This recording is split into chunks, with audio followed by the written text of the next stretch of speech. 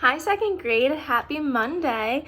I was so excited for this video because I was so excited to show you my new glasses.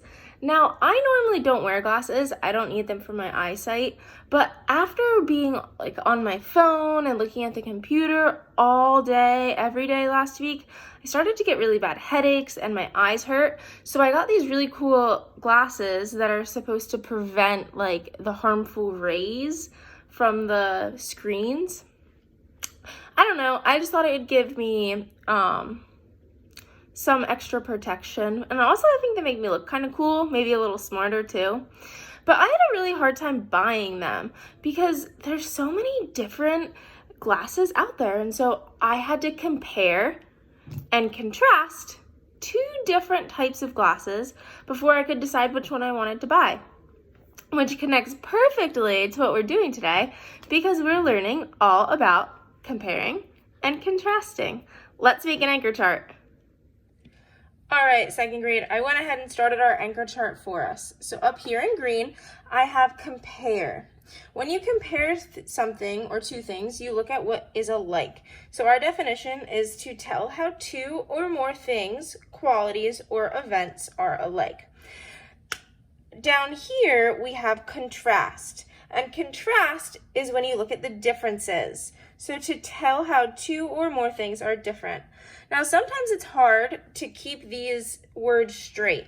So when I think of compare, I think of pair here as pair. And I think of a pair of socks. I think of how a matching pair of socks are similar. It's supposed to be a sock right there. And that reminds me that compare or pair of socks, how they are the same. Because in order to be a matching pair of socks, you have to be the same. How are they alike?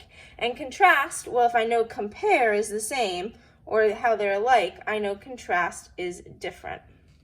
This is a Venn diagram. We use Venn diagrams to compare and contrast different items. We've used these before in second grade, but we want to be experts in them. So we're going to practice using it. So a Venn diagram, you have two circles and they overlap. One side or one part of the circle is for item number 1, which is going to be my glasses. Item number 2 is going to be Zach's glasses. So over here in the orange are going to be our contrasting list for my glasses. So how my glasses are different than Zach's. On this side over here, the pink, this is going to be contrasting as well, but it's going to be how Zach's glasses are different than mine. In the center, this is where we compare the glasses, where we talk about how they are alike. So let's get started. We'll start over here with my glasses, which I think are better than Zach's, but I might, be a little biased. My glasses, well, I like my glasses because they are brown and clear.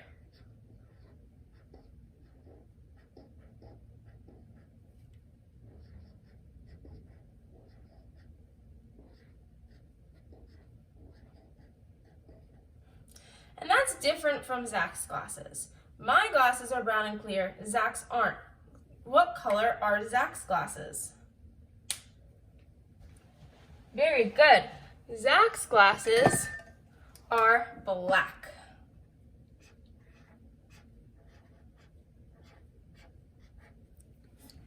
Now, you can't tell this by looking at it, but I know that Zach's glasses were more expensive. Mine were cheaper. So I'm going to put cheap. Oops, I should have wrote that in green, I'm sorry. And I'm going to write, this is expensive. Now, if we had the exact dollar amount, we might want to write that as well. Now let's take a look in the center to what is the same. So we looked at just my glasses over here, and then we looked at Zach's glasses here. Well, they're both glasses.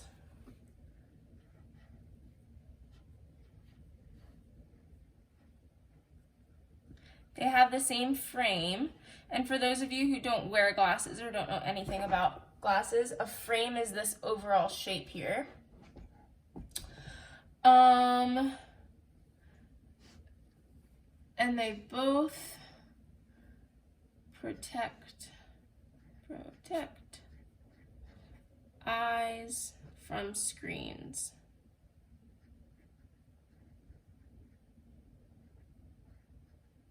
And I'm running out of room here, I'm sorry. But you get the idea. So this over here, this side, my glasses are brown and clear and they were cheaper. Zach's are black and expensive. But in the center, these are the same. Both are glasses, both have the same frame, and both protect eyes from screens. Now, looking at the Venn diagram, we can tell a lot. We can tell the similarities and differences, but we can also tell, do the glasses have more similarities or more differences? What do you think? I agree. They have more similarities. They are more the same than they are different. All right, second grade, I brought back our anchor chart because we need to add some stuff. When we're comparing and contrasting items, sometimes we're doing it through writing and sometimes we're doing it through talking.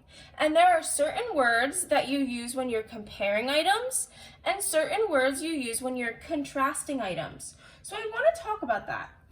Remember, when you're comparing items, you're talking about how they're alike.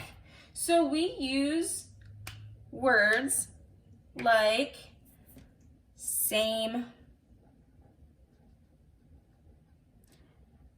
and both. We use words like two and similarly.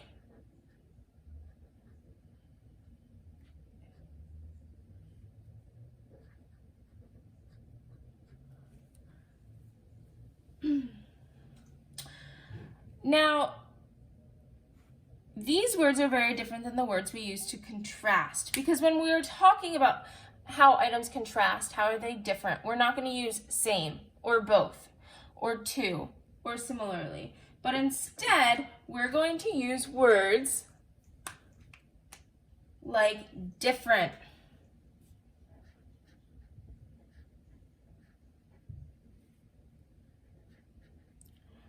or but, unlike, and maybe in contrast. Have you ever heard that? Like in contrast to?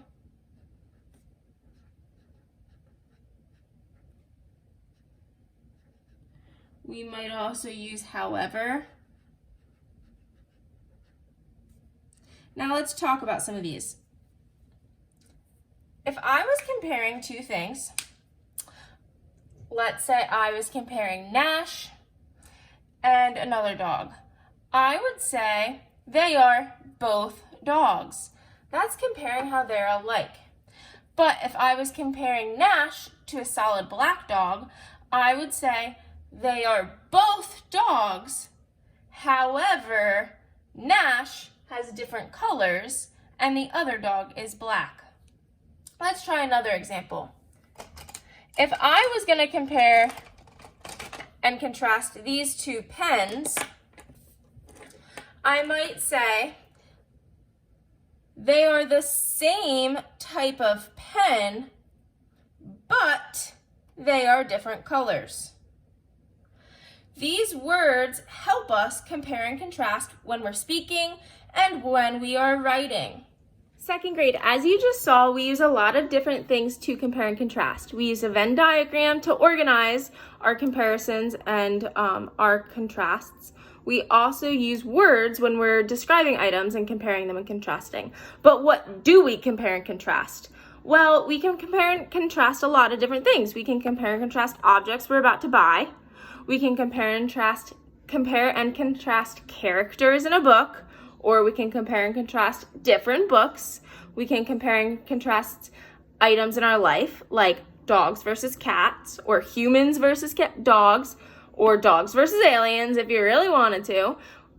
there's a lot that we can compare and contrast. What we're going to do in school a lot, or what you will do in 3rd grade a lot, is compare and contrast different parts of the books or different books to each other.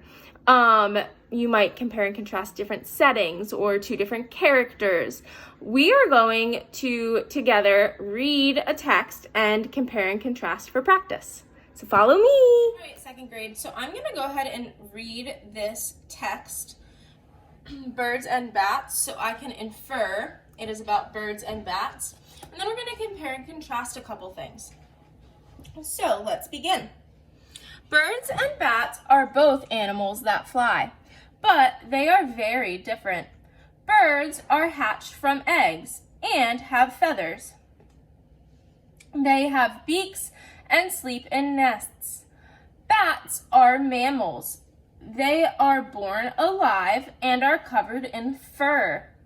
Bats like to sleep during the day, and birds like to sleep at night. Bats do not have beaks. They have mouths with very sharp teeth for eating bugs, fruit, and other animals. Birds also eat bugs, but they do not have teeth. Bats also have ears that they use to hear. They cannot see very well, so they have to use their ears to find food. Birds have their eyes and ears to find food. Birds have wings. Bats look like they have wings, but they have hands and fingers that are webbed together. They use their hands to fly. Most bats live in caves or dark places. Most birds live in nests that they build in trees or bushes. A mother bird feeds her babies from food she finds. Bats drink milk from their mommy. Bats and birds look alike, but they are very different. This had a lot of really good information in it, so now we're going to use a Venn diagram to compare and contrast. This Venn diagram looks a lot nicer than the one I drew. Perfect circles here.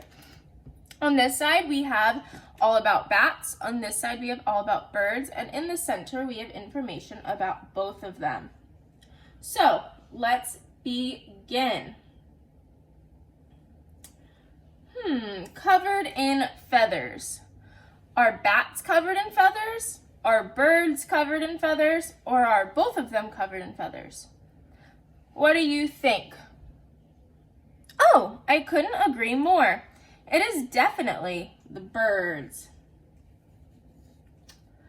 Have very sharp teeth. I remember from the text when they said bats don't have beaks, they said that they have very sharp teeth instead. Good job.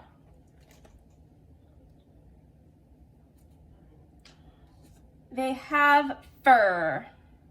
Well, we already know that birds have feathers, so bats must have fur. They like to eat bugs. This part of the story grossed me out, and I was surprised to find out that they both ate bugs. Do you agree?